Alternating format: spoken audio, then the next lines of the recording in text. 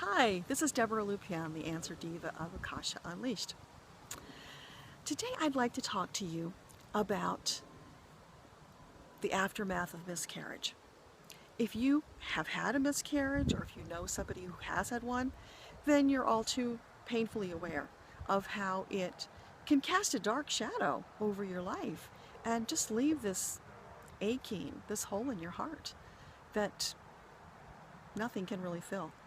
Because there are all these questions about what happened. All these people have babies every day, and what happened to my baby? Why couldn't my baby be born?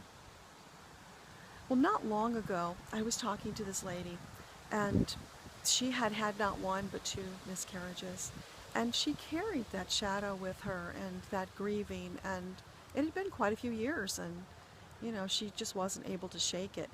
So I went into her Akashic record asking for what kind of a message or guidance could her team share with her that would help her with the healing process. Now you might wonder, how could getting a message from your Akashic records help with healing? Well, it's funny, I actually was talking with a friend about this earlier today, and she was asking the same question. How is it that these messages and the understanding are able to instigate healing? So I've been thinking about that ever since. And I came to the conclusion that what it is that your guides know you so intimately. They know exactly what you need to hear. So they will share that message with you and that energetic intent for you to heal. And it will be so specific and exactly what you need. And once you get that message and you get that energy and you get that love from them, that is the beginning of the healing.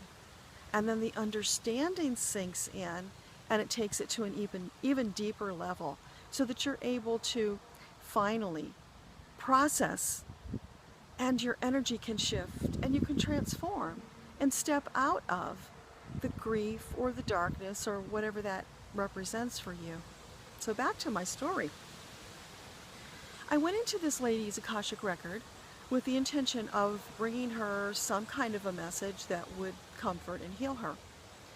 And it was the most surprising message, because out of the blue, these two little cherubs on golden ropes come down from above, and they're sliding down these ropes. So they're kind of playful, right? And probably they took that form because their mother most likely envisioned these babies as her little angels. And so they took a shape that would be meaningful to her. And that's what happens very often in the records too. Your guides will take some kind of a shape that means something to you, that adds to the message. So these little cherubs come up, and they're very, very insistent that I explain to their mother that they really wanted to be born to her. They chose her to be their mother, and that something had gone wrong with the bodies, and they weren't able to be born. Their soul couldn't enter the bodies because there was some sort of defect. And over and over and over, they iterated that, "Mommy, we love you. It wasn't your fault. You did nothing wrong. Please, Mommy, don't blame yourself. We would have loved to have been born to you, Mommy." But she had stopped having children at that point, so they didn't get that opportunity. So they wanted her to know they actually had gone on, and they had incarnated into other bodies and been born to another mother, and they appreciated what she had done for them. So I conveyed all of this to her, and we were both crying together, because it was, the emotions were so deep, and the healing that came through was so visceral that we could both feel it. And so she was able to move on with that understanding and allow that now to sink into her psyche and her awareness, and shift her perception and her beliefs about what had happened, so that now she could think of those little babies with joy rather than with sorrow. So that's what the Akasha can do for you. Thanks for listening.